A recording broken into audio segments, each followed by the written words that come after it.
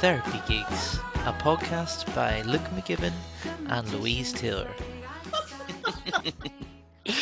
Should we begin then? I think that's great. I think we should talk about him, and we should talk about all sorts of stuff today. Well, what you want to talk about that? Yeah, I think that's really relevant. Do you know what I mean? Yeah, 100%. Yeah. No, fuck that guy. Like, 100%. Look, They're everywhere. I think as well, it's the anonymity of being online that it's, because like social media is kind of an attempt to take away that anonymity and maybe intended in some sense to make people less of an asshole. And it's like, no, I'm just going to stay anonymous. You can have my full name, but here's a picture of a dog. You don't get to see what I look like. You don't get to see me hugging my wife. Yeah, and I think also that's something that comes up because I'm quite direct and honest. I'll be direct and honest online, and I'll be direct and honest in person. I will be, and that actually is something that I think comes. I feel very fortunate that I can live a life where I can be authentic, and I can be connected, and I can be wrong. Yeah. I can go, this is what I think. But then I'm able to change my mind in the face of new information. Mm-hmm. But I think online people are often, this is about emotions. Sometimes they're venting, like I will vent, but they're not willing to do it. They feel safe to do it online, whereas they don't feel maybe in control of actually venting or communicating in person. And I think that's a problem too. You know what I mean? Yeah. To be able to express ourselves. Aye. Well, yeah, this is it, because it's not as simple as like 100% free speech or 100% regulated speech. There's nuance to the issue, like people have to be able to be... Wait, have we begun, by the way? Have we? Yeah. Okay, good. I know what you mean. Well, because like that's kind of part of the topic of emotions, isn't it? That it's like you kind of have to be able to speak them in some sense, and sometimes that may be anxiety about being able to speak up and things like that. And also, you're right. Freedom of speech is very, very important, but can you stand by everything that you say? Now, somebody was saying to me about for instance, I think there was a case with Stephen Nolan. Uh-huh. And there was a case with Arlene Foster, actually. There was 2 slander defamation cases. Yes, yeah. But I was saying to them, you have to be clear on your intentions. Yeah, 100%. Like I am a bit uncomfortable about the litigiousness outside right now in terms of Northern Ireland coming from Stephen Nolan and things like that. Because like, well, there's that old rule in comedy, isn't it, about punching up and punching down. And for listeners, that punching up is like well, okay, so taking aim at people who are well off or people who are above me, and punching down would be taking the piss out of poor kids. Do you know what I mean? Or like, yeah. And I feel like Stephen Nolan suing some dude on Twitter who made him uncomfortable, like that's punching down, like making him pay 100 grand. There was a comment, there was a newsletter article I read, something about Sammy Wilson, and I just wanted to comment just something silly and disparaging, like, fuck off, Sammy, you big slice of ham. And then I immediately just deleted it because I was like, I wouldn't put it past Sammy Wilson to sue someone for calling him a big slice of ham. To be fair, this came up about this. Well, I don't know. I think with the Stephen Nolan, the reason I was able to go, well, it was an anonymous account. So if you're trolling somebody and you're harassing them, and they like, as somebody who's received anonymous letters, as somebody who's received being targeted in this way anonymously, look, if you're going to criticize me and you're going to say, Louise, I don't agree, and I know who you are, I'm like, that's completely fine. But when you comment somebody anonymously, it's psychologically very, very abusive. I think, that's why I think. Well, you see, if you keep, like, this is where I suppose it's the anonymity. If you're not willing to stand by fully open what you're saying, well, then I think there's an issue. No, you know what I mean? I say, I will challenge politicians, I will challenge systems, but I will stand there saying, I am Louise Taylor and I believe you're not fit for purpose. You don't have to agree. I'm only one person, and you don't have to believe everything I say, but I'm allowed to think this. Do you see? Whereas if you're doing it anonymously, there can be a sinister, you don't know what you're dealing with.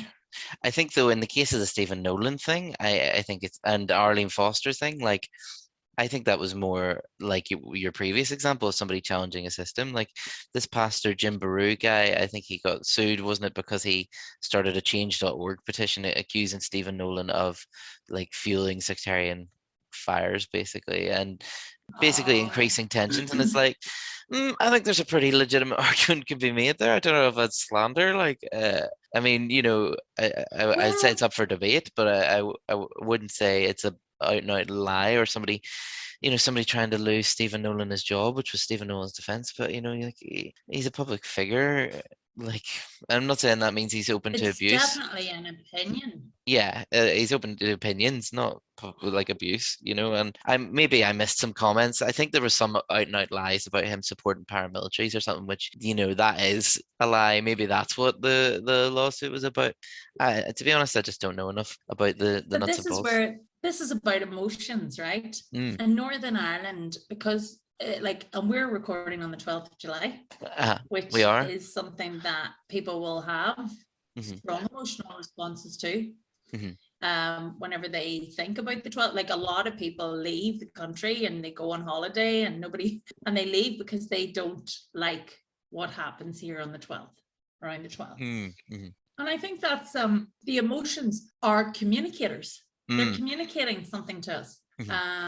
For me, the emotions I feel around the 12th are a lot of time I'm frustrated, I'm sad, nostalgia a lot, because I was brought up Protestant but completely feel alienated from that tradition. I don't feel it. I feel like it doesn't feel very emotional, but there are emotions around it. And then I hear about how it affects so many and how they've had to just sit and deal with this for decades. The nationalists and Republicans who it's just horrible for them. Sure. I mean, yeah, because like you get both sides kind of being pushed by each other and within each other, with maybe increasing senses of feeling victimized. Isn't that strange as well? You get to, and this is often the way, because I do find now the bullies kind of use this whole, well, I'm a victim too thing, like, so it's kind of hard to tell who's the villain of a piece and who's not. But I think that's an interesting point you made about emotions being a communicator. I think that's probably one of the most important little things we should begin with even talking about, because like any emotion, good or bad, is like some sort of it's telling us something. It's a warning sign, or it's a sign that maybe a need is not being met, and you might not even be aware of what that need is. And like sometimes we can, if emotions are messengers, sometimes we shoot the messenger instead of hearing what it's got to say, so to speak. Does that make sense? Oh yeah, absolutely. And they're going to be unique for every person, and that's why I think I don't know if we recorded this, but I was saying how we have. For me, the new sexy, like what is sexy in a man or a person is somebody who's emotionally aware, who's not denying that they're emotional. Because I think like I love this. I've got a Earth Emotions, and my research is on it. It's on nature, mental health, and this Glenn Albrecht, he talks about the emotional death, and how I'm thinking about the emotional death. I'm thinking about occurs when some humans no longer even have a reaction to the end, death, or loss of nature. So I think emotions basically show that there's still care, that there's still a lot, because depression's like no emotion. You know what I mean? Emotions are a good sign. Yeah, I hear that. But I also would say that the situation you're describing sounds to me like, and you would get a lot of clients saying this, so I imagine there's a lot of listeners feeling this, but like, they say, I feel numb, I don't feel anything. Or maybe somebody died and they're like, I don't feel any grief or anything like that. And that can kind of be a defense, can't it? That can be a bit of a defense mechanism, that sometimes we numb our pain, and then it just ends up numbing everything. If you block out the pain, you block out the joy. There's the thing is, and I suppose this ties into what we were saying about emotions as messengers and shooting the messenger, is that there isn't really like a correct emotion. The correct emotion is the emotion that you're feeling right now. Like, before we were recording, we were talking about how sometimes, like, grief counseling, a lot of the work can just be pointing out emotions that they might not mention because it feels unacceptable. So, like, sometimes when we're grieving, we are angry at the person who died for leaving us, or leaving us in a certain way, or maybe they've left us with debt. And you might not be able to talk about that because people become a bit lionized in death, don't they? They become a bit like of a figure, so to speak. Yeah, well, yeah, but we see what you were saying about feeling numb. Is that not dissociation? Yeah, I mean, I guess you could call it that. The thing about dissociation is such a broad thing, isn't it? Because, like, dissociation can, the definition that we often use now can also encompass daydreaming. And it's like sometimes Yes. I go, well, if somebody's talking about that, I'm thinking, like, is that daydreaming or is that dissociating? I suppose either way, the path is the same, really, isn't it? And to normalize it. Absolutely. So dissociation it's basically a self-protection, a self-defense Mm, mechanism. mm. And I recently heard somebody who'd spent a lot of time in solitary confinement say to Wow. me that they were never there. They were by the river, or they were, you know what I mean, they're walking. And I would find that amazing. That is dissociation. Mhm, And also, reflecting on a lot of things, I've thought about times where my inner world has mhm, protected me, my mm. imagination. And I would say that's a form of dissociation. Yeah, I would say you're probably right. Like, have you ever seen The Skin I Live In? It's a film. No. It's starring Antonio Banderas and something like that. But there's a character in it who's basically kept prisoner by a sort of a psychotic doctor, and she, like, gets really into yoga because basically, and meditation, because it's kind of like she's strengthening that inner world as a place to sort of escape to. Like, it's a kind of place that you can't get to. There's like an old Buddhist saying about about meditation, like, about, I think it's this old Tibetan master who, like, goes to hell, and he doesn't even, like, realize that it's hell because he's, like, just so good at meditating and reacting to all Yes. things equally that, like, just nothing really phases him. Well, And I that's think, enlightenment. yeah, it is 100%. Like, it's total equanimity. And, like, someone goes, "Oh, Yeah. there's been a mistake. It will take you up to heaven." And he's, like, in heaven for like 5 minutes, and he's like, "No, send me back down. I want to help everyone Well, this down." is brilliant, because Yeah. I think about this often. I think about my triggers Mm. and what they're communicating to me when I'm triggered. Mhm. And the triggers can be sometimes quite small, but the emotional, like, and that's something I think part of my neurology and the autism is that things build, and then something goes, and then I'll have a few days where I'm processing and I need to Right. really take it easy. They call them Yes. meltdowns, but my meltdowns will look different. I'll be like, oh, and I'll have to go away from the world. I'll have to know I can't deal. It's like suddenly there's, like, when you talk about that sort of switch flicking, it's almost like, well, because and I keep talking about allowing, and but I think it's almost like an emotion has been allowed, it's now been accepted, and when an emotion sort of not invalidated and it's allowed, there is a sort of a flow that and this is why person-centered counseling, despite being so simplistic, can be so effective, because it's just like somebody just allowing and accepting any emotion you feel. It's like, it allows that sort of flow, and that can bring you to what need is being unmet, or what part of yourself is sort of um, cut off, so to speak. I also do want to normalize that numbing, though, because I don't want people to, like, what you often get sometimes is people, like, end up beating themselves up for not fighting depression effectively enough. They're like, "Oh, Oh well, I didn't no, get out of God. bed today," and things like that. And like, the one thing you can always do, even with no energy, is try to push towards acceptance. And acceptance of not being able to get out of bed today is a damn sight better than feeling shit for not getting out of bed today. Yeah. It certainly gives you a much better chance of tomorrow. But I think like because you hear about acceptance and people go, well, does that mean I just have to accept bad things? And it's like I'm not saying that. I'm saying that acceptance is about it's an internal thing about accepting your internal reaction to something.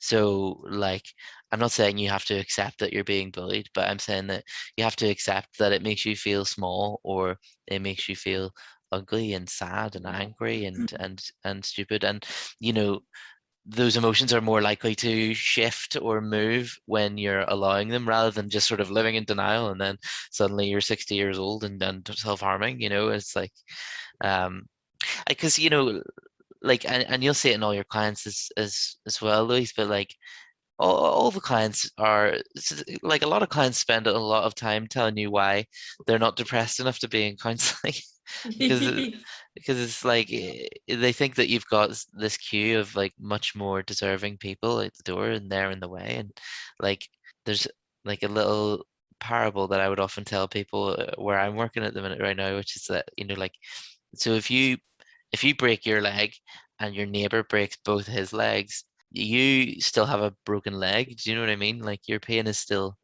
your pain and it needs to be Yeah. allowed. Do you know what? See the whole I'm not messed up enough to be in counselling. I'm like, come on now.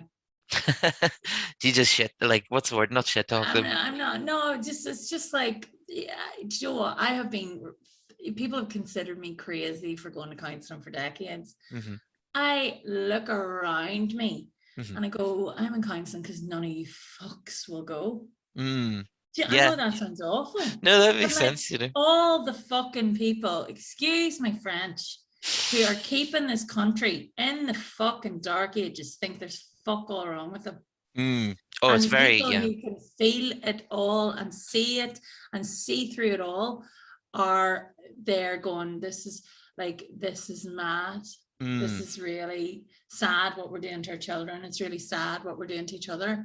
But I will continue to go when I need. But I think by mostly men, and then there's a lot of women who'll support these men too. But I've been referred to as crazy for most of my life because I'm like, I think this is wrong. The way things are and the way people treat each other, and particularly in Northern Ireland. Oh, the yeah. whole country should be in therapy. Yeah, yeah. I mean, sometimes this country can be really depressing just to watch. I think every side can agree on that. Unionist, Republican, I forgot what Republicans were for a second, and other, like I feel like isn't it strange how all three sides can look at the country and tut and shake their heads? Sometimes Yeah. it's like the global right wing. I'm like, why are you all still so fucking unhappy whenever everything you want is ever has been voted in? Do you know what I mean? Like, maybe you're listening to the wrong parts of yourself. I don't know. There's something you said even a minute ago that made me think of the old Freud quote about before you diagnose yourself with depression or low self-esteem, first make sure you're not, in fact, just surrounded by assholes. I don't know how. That is so true. Yeah. Like, and as I get older, I'm very friendly when I meet people, but I'm more and more selective about who I spend my time with. I enjoy my own solitude more, and I'm my tolerance. One of my supervisors saying your tolerance for BS is very low. Yeah. Yeah. Or autism people, their tolerance for BS is very low. Well, let me disprove some BS then quickly because I just realized that Freud quote's misattributed. He did not actually say that. So No, but for I've shame. heard that quote before. I didn't know Freud. Still a good point.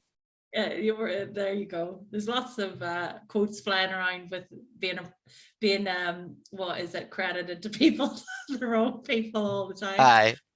It just frustrates me. Yeah, I mean, like, and I think a lot of people relate to that quote, which is probably why it ends up all over Twitter and Facebook. But probably because, like, I mean, off the top of my head, whenever you're teens, like, you might end up.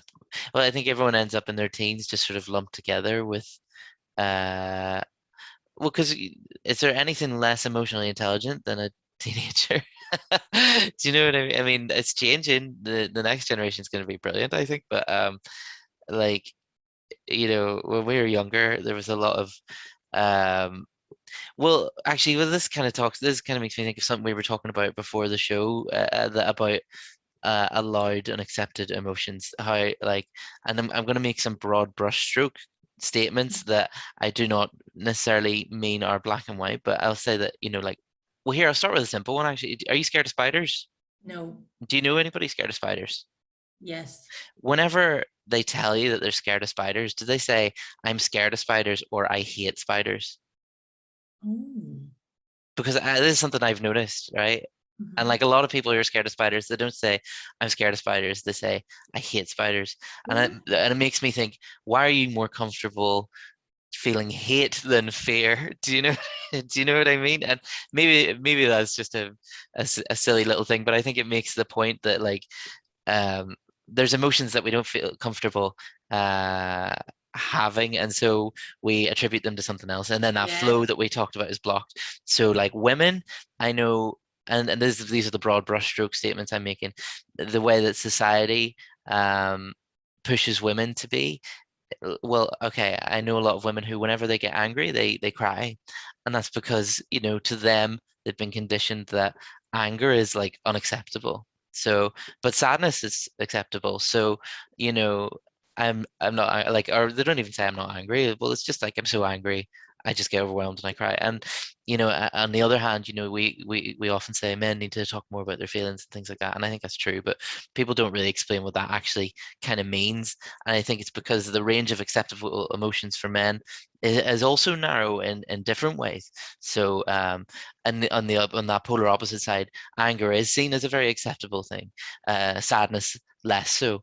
So this is why you get like teenage dudes or young men, or sometimes old fucking men, older than they should be, who, whenever they get sad, will punch a hole in a wall.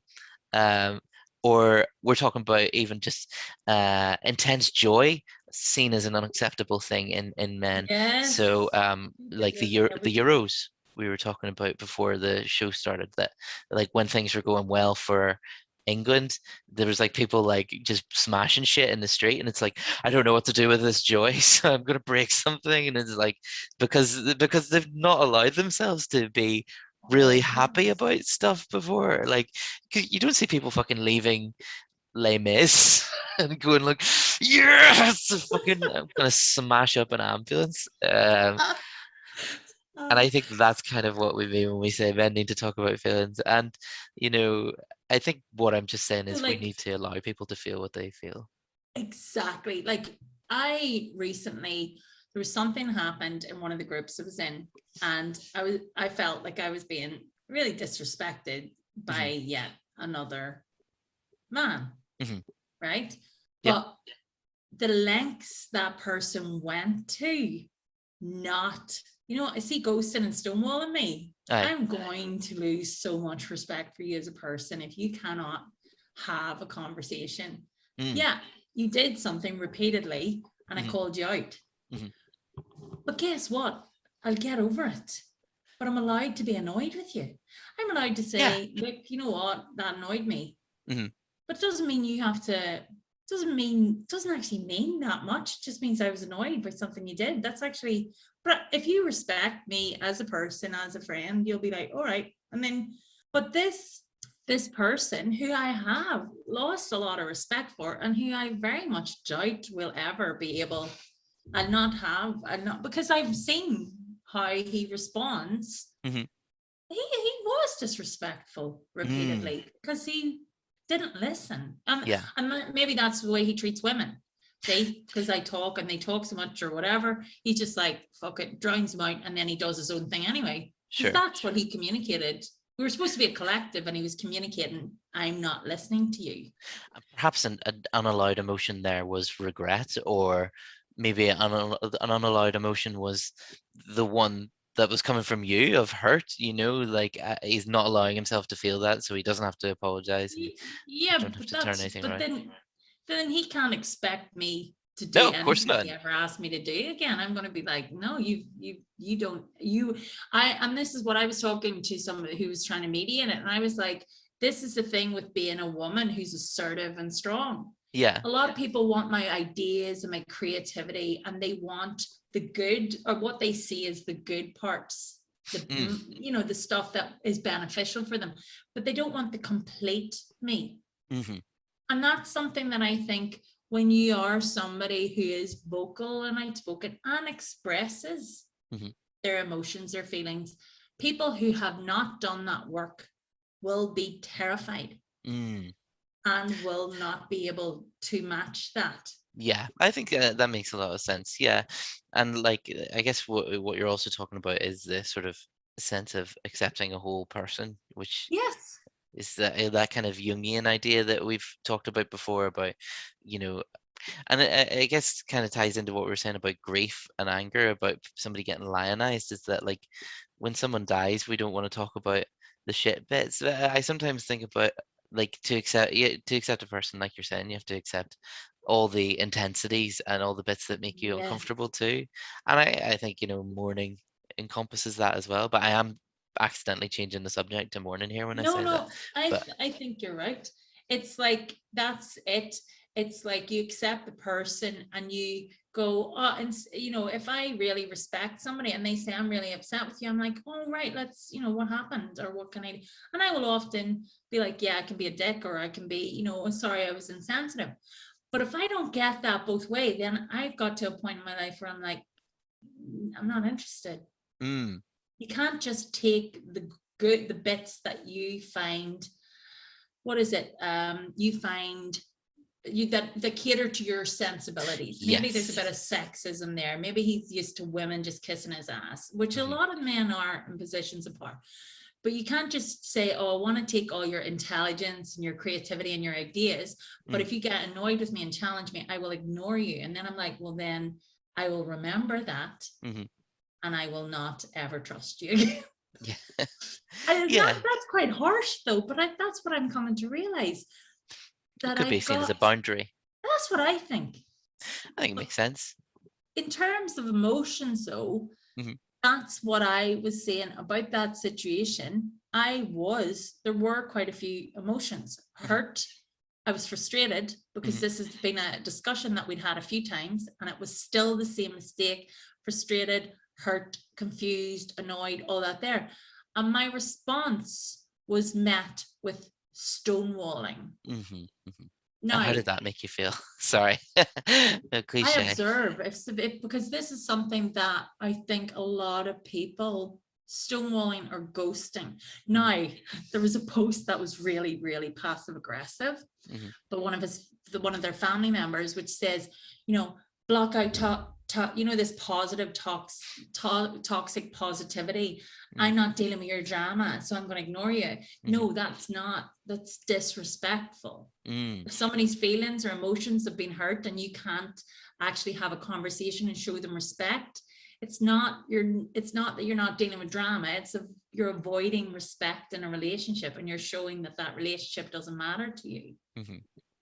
And I actually find what they wrote really, really abusive in terms of my autism, actually. Because they want to be seen as, these are people who share autism awareness, but they have no respect for me as an autistic adult with a different neurology. Do you see what I mean? Validating, would you say? Yeah. I just thought they were cruel. Okay. So we're going to ignore you because you have annoyed us. Right. Like, yeah. And it's like shutting off that which is uncomfortable again, and then that's sort of just, it's not going to help basically anybody. Ganging up too. Yeah. They were ganging up because they're siblings. They're related to each other, and they're in the grip, and they were ganging up. Do you see what I mean? Yeah, I see what you mean. Yeah, that is really shitty, like, as well. Like, I guess we were talking earlier about anonymity and social media as well, and it can embolden people to be pretty shite. But like, because I think, like, Facebook was kind of meant to prevent anonymity, and then just, but people still manage to get that anonymity, even if it's their first name. It's like, well, just change. There's an old joke that if you want to go undercover in any Northern Ireland paramilitary, just put on 6 stone and change your Facebook profile picture to that of your treasured dog, because And like this is also something like we were saying about Oh, emotions before the recording, that like you see these hard bastards and they're like really loving to their dog, or their dog's their profile picture, or their cars their profile picture, or the flags their profile picture, because like these are people who have not been allowing themselves to experience great joy or pride or love, and so it all gets on the dog, or it all goes in the car, or it all goes in the flag, and you know that's fine, I suppose, but it's like it's not a whole life. It's like or it goes on, it's like the football, like the Euros. Like if England won last night, there would be one moment where these people are allowed to feel intense screaming happiness, and then today they would have woken up feeling okay, I think. But maybe in a few weeks back to normal, and it's such an investment for such a small moment, and it's like, why not allow yourself to feel happy because of looking at your partner's face and thinking they have a nice smile. I don't know. I It's. think that there's a theory there about toxic masculinity, and I think that's what that is, definitely, because it's not always perfectly defined. And I think, sorry, I keep interrupting you again. no, you're not. That's me being toxically masculine, but No, it's not. It's toxic. I say it like you're not. You're not into. It's toxic masculinity because dogs represent unconditional love, right? yeah. And they will, and I see it all the time, that there are dogs that are really, really badly treated, and they will just be loyal to the end What to a is person. what does that To say as well as that, about love, that somebody who gives you a lot of love, it allows you to feel love. And so, I mean, these dogs, these are probably keeping a lot of people from doing serious harm to themselves, because they're all sort of bottled up. They're all going to be like Citizen Kane on his deathbed, muttering the name of a sled from when he was 7, because it was the only time he felt like he could be happy. The rest of the time, it's all shut everything down inside me because we got to do some business. Like it's I had destructive to yourself. but this is where there's not that awareness, and I think it's a product of a toxic society, patriarchal society. And I had the best conversation with a young man recently, Uh-huh. where he just blew. He just said, he said this. He said, I have toxic masculinity because I'm a product of patriarchy. And I said, well, so do I. But what makes you really unique is your awareness of that means that you can do something about it. So I'm aware that I can act in a way that's toxic, that represents toxic masculinity, because that's how we've been taught how to succeed. That's how we've been taught. But we have to be aware of that toxicity. Whereas if you're in complete denial, you're the guy with the dog profile thinking that that woman is on her high horse, and I'm reading her ramblings and I'm spending my time to make sure that this woman is put back in her box while I hide behind my dog. Yeah, she's exactly. really annoyed me. She said something I don't like. So instead of me scrolling on, I'm going to waste my life insulting this woman who I don't know. Aye, digging a hole, so to speak. And just, nobody's served by that, I suppose, right? Like, well, his toxic masculinity may continue to be served. And I think as well, it's something interesting you said about awareness, because like, it's not always the case, but sometimes awareness alone can be curative. Because I mean, that's kind of what we're talking about when we talk about accepting and allowing emotions. Like sometimes it's just sort of going, okay, I'm angry, or like, okay, I'm pissed. And that's kind of what most mindfulness sort of is, isn't it? Like finding those emotions, and sometimes it's stored in your body as well. But I feel like we could do a whole episode on the body. Because emotions have that bodily component too, don't they? And then there's also, if you're a follower of Eugene Gendlin, and focusing as a form of therapy, then there's something that's also in between the body and the emotion. It's a sort of they call it the felt sense, but that's a whole other, that's a rabbit hole there. Here, well, what was I going to say? There's I just aware of time, but there's a quote here by Jeffrey Eugenides. I'm sure I've mispronounced it, which I would love to read. and hear what you think about it. It's quite a long one, so I'll go. He's written, and I find this very sexy as a sapiosexual. So I just thought this great. Emotions, in my experience, aren't covered by single words. I don't believe in sadness, joy, or regret. Maybe the best proof that the language is patriarchal is that it oversimplifies feelings. I like to have at my disposal complicated hybrid emotions, Germanic train car constructions like, say, the happiness that attends disaster or the disappointment of sleeping with one's fantasy. I'd like to show how intimidations of mortality brought on by aging family members connects with the hatred of mirrors that begins in middle age. I'd like to have a word for the sadness inspired by failing restaurants, as well as for the excitement of getting a room with a minibar. I've never had the right words to describe my life, and now that I've entered my story, I need them more than ever. Oh, I really like that. I really like that. I think it's just like it's talking about the alliance of nuance as well, isn't it? Like, yeah. And uniqueness of each person, and how there will be experiences that you have that we don't have the words to describe. 100%. And that's okay. And I think that's the annoying thing is sometimes we can spend our whole life trying to recover the permission to be nuanced again, because like I feel like that's one of the things that gets hammered out in school. There's a kind of anti-intellectualism that it's like, because we were talking about how we're conditioned not to feel certain emotions, but I also think sometimes you're encouraged not to have thought a lot about something. You know what I mean? Like, yes. There was a fucking there was like a local celebrity did some Q&A on something or other recently, and someone said, "What's your 5-year plan?" He's like, "I don't even have a 5-minute plan. Like, I just think of something and then I do it." And it's like, I mean, that's admirable, but you're absolutely lying. Do you know what I mean? You definitely think of it, and that pisses me off, because it's almost like I feel like if I was speaking to that person and I maybe said something I had maybe been thinking a lot about, they would go, "Well, yeah," or maybe you're just a fucking idiot. Do you know what I mean? It's like, you're being the problem right now. You're like, fuck you. I just, oh dear. I think you think about like ceremonies and traditions and culture. They are often associated with creating emotions in the masses. 100%. Christmas. Yeah. Do you know what I mean?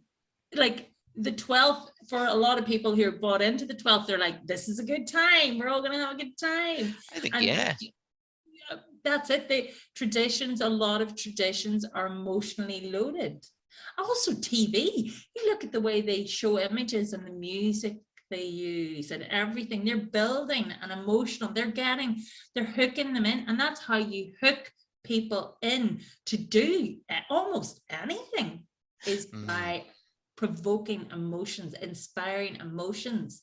So these emotions actually, and this is why I absolutely love this man, Graham Albrecht, it's because, and Joanna Macy and a lot of people I'm researching with regards to environmentalism, because they understand that when you harness people's emotions, you can do incredible things. 100%. And it's like you're saying about those shows and things like that, like good TV and good art can like really unlock something in us for quite some time, and it can be really quite beautiful. And like, and like Joseph Campbell talked about, ritual and myth being missing in modern society, and he kind of thought that was maybe the aspect of religion that was actually the most important, that society would miss in a secular future.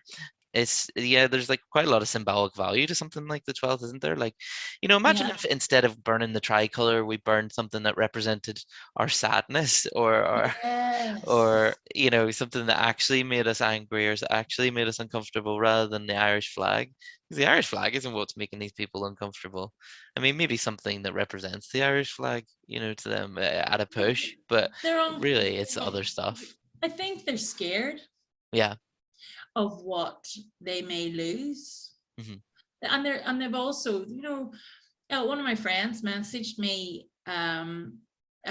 like yesterday, and she said, Louise, I was at the play park, and I walked, and there was a 9-year-old come up to me and said, "Are you Catholic or Protestant?" Yeah. What'd you say? And then she wouldn't answer. She said, "I'm neither." Good, good. Yeah. And she said it broke her heart, Yeah. and it's just like, I think about this. I think about, the segregation and how it's ongoing. I think about Sir Geoffrey Donaldson walking around that fire, or that site overlooking the New Lodge, and saying there's no issue with it. And I think about the fact that there's so little actual respect for how other people feel. It's like this entitlement. I also was thinking, just like, if you could harness those, like if they're scared about what's to come with regards to United Ireland, they're certainly not making it easier for themselves, because a few more years of this, there's going to have to be a lot more restrictions on the way they celebrate this event, because they're being completely insensitive to the population. So, there might come a time where they're only allowed to put up decorations or things on the 10th, and then they'll have to be down by the 14th. At this point, there's a lot more freedom with the rituals and traditions, but there's actually a complete disregard for how they impact a large proportion of the population. And at one state, if they want these rituals and traditions to continue, I believe they'll have to start showing a little bit of sensitivity to their neighbours. 100%. And the annoying thing is, it's going to be very hard to get something like that, as long as people make each side feel victimized. But I think particularly the aggressors, because I can't remember if we said this before or after we started recording, but like, this is a sort of a tactic that a lot of modern bullies use now, is like, well, you telling me I'm bad is victimizing me. I'm actually the real victim here, and it's like, so horrible. I'm just, as somebody who moved back 7 years ago and came from the Loyalist Protestant community, who now finds herself completely alienated as a disabled woman from the Loyalist Protestant community, and is actually quite intimidated and scared of them, because I haven't found them particularly pleasant. I would say that in my experience with the Republican and Nationalist community, who I've definitely become a lot more connected to, and and who I have found more of a solidarity and a community with, I know from my perspective who the aggressors are, and they're 100% the community I was born into. The way they're behaving is absolutely, it's disgraceful. And that's the way I feel. That's my view. You don't have to agree with me, but that's my experience. No, I do agree. My children. Like, I don't really have anything to add, though. That's all. I just think that's where I think with Therapy Geeks and what we're saying is, I think it's important to say what we think is detrimental to the well-being of the population. And I think what's detrimental to the well-being of the population is that population not being held to account for what they're doing to the rest of the population. 100%. Aye. And so should we finish with a big old Chucky or la? No, well, I've trapped you. I'm all for a new Ireland. Yeah. A new Ireland. Aye. That being said, I'm not very impressed with a lot of the other parties. No, same. There used to be